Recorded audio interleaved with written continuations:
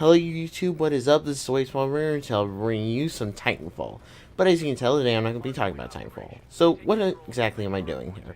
Well, in a sense, I love history. I love history. Seriously, I was playing a board game tonight about trivia questions, and I kept screaming, kept like having a freaking panic mood because I knew the answer. It was historical, and I just couldn't answer it. What I'm trying to say here is I really like history. And I feel like I should share that with you. And hopefully give you a new look at history. Hopefully, being the key term here. Well, basically, I'll bring you facts you never knew, stories you never thought of, and just in general, things you never really thought of about history. So today I'm going to start with historical villains. There are a lot of historical villains. You know, guys you think, well, that guy's a dick. I don't like that guy. That guy's a douchebag. Seriously, how the fuck did he ever get to do anything and know in his life? That guy was an a-hole, basically. Well, some of our historical villains aren't really that villainous. Now, I'm not going to go out there and say Adolf Hitler was great or anything. That would just be ridiculous. But some of the other historical villains deserve a bit more credit than they get. So let's look at our first one, Genghis Khan. Yes, Genghis Khan. Whenever you say Genghis Khan and Mongols, do you think pillage, looting, and possibly Mulan, depending on who you are. But mostly the pillaging and looting. No, that definitely tends to be what you think when you think Mongols and Genghis Khan. I don't even know why I mentioned Mulan. That was stupid of me. But generally, rape, pillage, and general mercilessness. When in fact, Genghis Khan deserves a bit more credit. First off, Genghis Khan basically did the equivalent of uniting the gangs of LA into one super nation, basically. And only real reason Genghis Khan decided, hey, I'm gonna go conquer the world is really because if he didn't give his men something to fight against, then they'd probably start killing each other, thereby ruining all Genghis Khan's hard work. And really, the guy spent several decades trying to unite his people. Do you really just want to see several decades worth of work go to waste? No, you don't. So you try to come up with something to keep them busy. Now, that might sound pretty douchey, but Genghis Khan was actually a pretty merciful dude. If it helps, I kind of like to think of his code as the same as the 10th Doctor from Doctor Who, in that he gives his enemies one chance. If they piss him off, well, what happens to them, happens to them. And it's not really his fault, they were asking for it, and were probably dicks. Generally, what Genghis Khan would do was he would send ambassadors to the house, I guess, basically the rulers of the city he was intending to conquer, and said, look, we'll leave you alone, you can practice whatever religion you like, we're not going to wreck your life or anything, but you have to agree to let us rule you. That's it. Nothing else. You can go on to do the rest of your life. Just see me, Genghis Khan, as your brand new leader. And generally, most people rolled with it. Those who didn't, however, well, they kind of died. Brutally. Horrifically, really. And which is worse because most people's way of rejecting Genghis Khan was to generally kill his diplomats.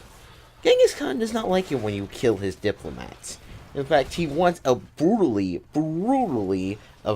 annihilated an entire civilization just because they killed a few of his diplomats. Which doesn't sound very nice, but then again, you remember, he gave them a chance. They're dicks. They deserved what was coming to them. Can't blame the man for what he did. Well, actually, you kind of can, but I try not to. I try to live a merciful life. More merciful light. The guy's actually pretty chill when you look at it. Unless you're one of the people Genghis Khan pillaged and plundered. I think the Russians would not agree with me on this one, considering that the Russians got the worst of it. And the Chinese to a certain extent. Yeah, Genghis Khan did kind of wreck stuff up, but hey, he at least tried to be merciful. And it's the effort that counts, right? Right. Now let's look at another historical villain, Neville Chamberlain. Many people say this guy was a wussbag who cowered to Hitler and pretty much gave him whatever he wanted. Well, that's where I have to disagree with you. Well, not that he gave Hitler whatever he wanted. God, no, he did give Hitler whatever he wanted. The thing here is, yeah, he wasn't a total wussbag. His reasoning for giving Hitler what he wanted was because he genuinely thought the Germans were screwed over pretty badly by the French at the end of the First World War. Which, to be fair, he is right, because if you look up the First World War and Treaty of Versailles, you pretty much find a treaty that, let's just say, brutally neuters the German people in pretty bad ways. They basically had no military, which would leave them defenseless against any, Russians that might decide to invade. And being invaded by communists was actually a very big fear then, considering we're talking Joseph Stalin, who, well, I'll get into him later, like in a later video, talking about him. But pretty much, I think he was worse than Hitler. So, yeah, saying that this guy probably would have invaded, give him a few decades, he might have. A few decades, he might have. I'm not saying he would have immediately, I'm just saying maybe around the late 40s, early 50s, he might have tried something. Just saying. Luckily he was too busy neutering his own military at the time, but still. Wait, what was it? Oh yeah, right, Hitler, Chamberlain. And, well, pretty much the Treaty of basically Germany owed France more money than it had at the time. They basically owed France all the money it could come up with. In fact, I read an article that said that Germany only, a few years ago finally finished paying off their reputations. That's literal centuries. That is almost a century. That is insane. So saying Hitler actually had a few legitimate points on that whole the German people are being mistreated is kind of an understatement. The French were kind of douchebags to them. Grant, I'm not saying Hitler was all cool. No. God, Holocaust, horrible. I'm not even saying that was excusable, no. I'm just saying that some of the stuff he wanted from France was not exactly unreasonable. In fact, if you know what, if you were to ask me, I feel like if Hitler died in 1938, he probably would have been remembered as one of the greatest politicians to have ever lived. But he didn't. So we kind of remember him as a douchebag. So with good reason too, because he is a douchebag. But that's beyond the point. Chamberlain. Not only did Chamberlain believe that in good moral that Hitler actually had some points, not the Holocaust thing, but the whole the French are dicks to us thing. I feel like I really need to say that over and over, because saying Hitler is a nice guy is kind of one of those things you never want to say ever. Seriously, it's a bad thing to say as a historian. You don't want to go off and say that unless you're some neo-Nazi freak, in which case you probably don't give a fuck what other people think. In which case you're a fool. Just saying. Sorry, Nazis. Now, another thing is, he never did anything militarily. First off, in terms of military, he pretty much felt like he was screwed. Why? Because the only people he could find to back him up in a fight were the French. The fucking French. The cowardly douchebags who kind of, quit the war. Yeah, those guys. Did you really want to go into a fight when the only people backing you up are French? For God's sake. I mean, don't get me wrong, the French were pretty badass, and I'll get to them later. But by the 40s, hell no. Those guys sucked. But outside of that, yeah, Chamberlain really didn't have a whole lot of allies. Now, granted, the Germans themselves weren't doing too well, but they weren't exactly letting people on that their military sucked.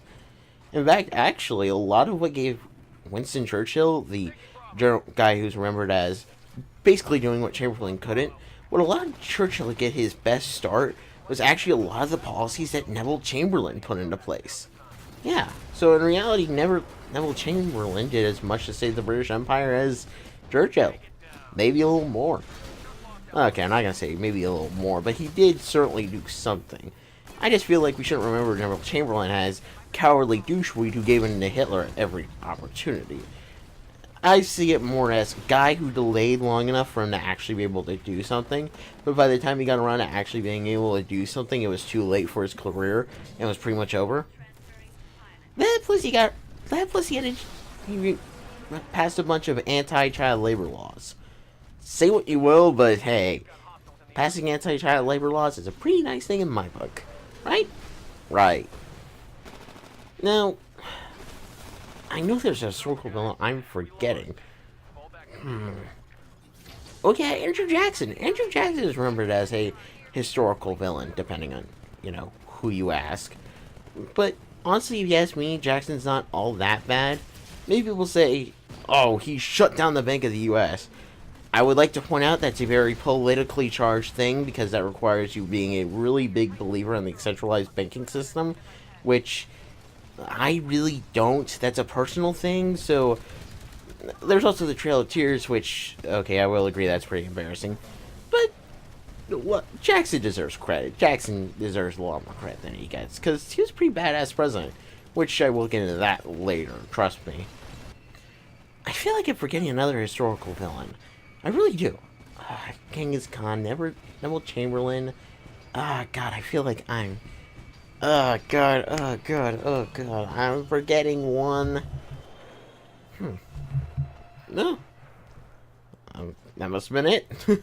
Yeah, sorry. This is like my first time ever doing this whole kind of thing. So, really, I'm just going off of, whatever the heck's coming off my... This is actually all off the top of my head. I'm not looking at any paper. I didn't look at anything beforehand. This is all off the top of my head, man. Just saying. Chamberlain, Khan, they deserve a little more credit than they get. And also another guy who deserves a little more credit is Emperor Hirohito. Who, okay, I will give credit. It does get some more... It doesn't get nearly as bad of a time that Chamberlain does, but most people do generally argue that the Emperor was kind of a... Emperor of Japan during World War II was kind of a dick. Actually, most people argue that most of the Japanese were dicks, which I like to make the argument against that. Actually, I like to make the argument against most of the Axis peoples being dicks. Well, outside of the people who participated in the Holocaust, because those guys were douchebags. Seriously, screw those guys. No. SS, no. Those guys were not good. But, seriously, only like a good 30% of the people were evil, horrific douchebags, It's just that it's just like the old saying, the loudest get to control the fate. Basically, you listen to the people who are the loudest, and the loudest generally tend to be the craziest. So who do you listen to? The craziest. So, really, it's just a bunch of hardliners running the country, and everyone else being so utterly, oh my god, I can't handle this, scared, that really, it's just annoying, It's like many people portray all the Nazis as evil, all the Germans were evil, all the Japanese were evil. Well, not really. More like a very small amount. Very, very small amount, actually. Well, the Germans, at least. At least the guys in the SS were pretty bad. When you read stories, most people testify that the Wehrmacht were actually pretty nice guys. When the SS got in, however, that's when the problem. Most people testify that when the SS rolled their panzers into town, that's when the trouble really got started. That plus, many people also attribute that to the whole rape and plunder of the Russian countryside. But once again, like I say, the craziest people were in control of the country. So what do crazy people do when they want you to believe in a certain belief? Indoctrinate the fuck out of you. And Hitler had a good, let's see, do the math. Let's see, 12 minus 4. Hitler had a good 8 years to start. By then, most people who were in the Wehrmacht were pretty much at a very impressionable age when Hitler came to power. He had enough time to indoctrinate these people into his belief system. And it worked like a boss. And it didn't work so well when the Soviets came into town. Oh, hell no. Not even close. Because they did the same thing, but a lot worse. But we'll get into that later, because that's actually a pretty controversial subject, to be honest. Another historical villain who, doesn't really deserve the hate is... God, I had him on my mind at the time. Why do I forget these things?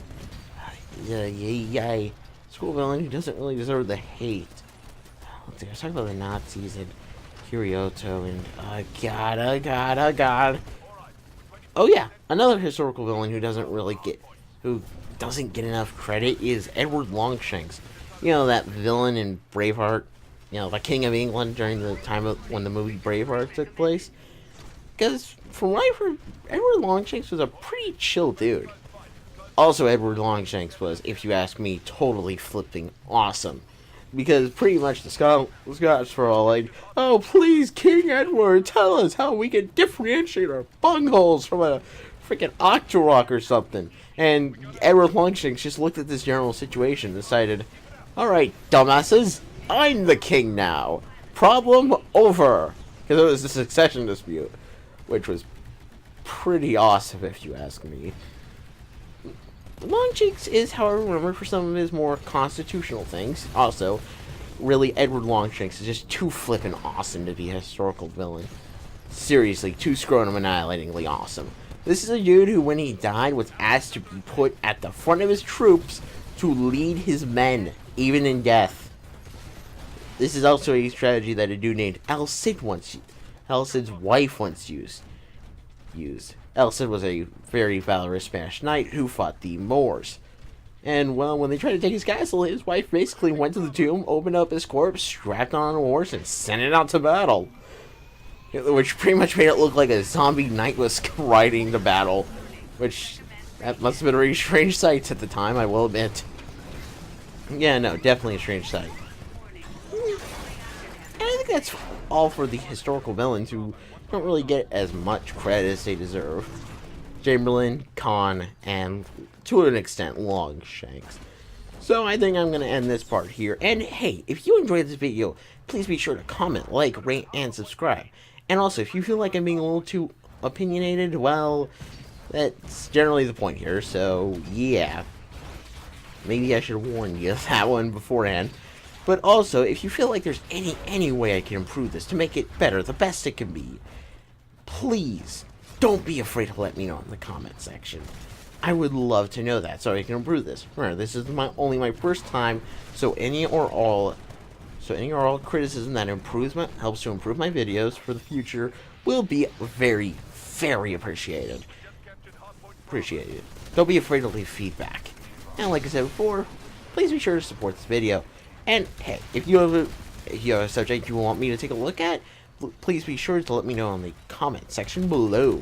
So with that being said, this has been the Smellbringer signing off, saying sayonara.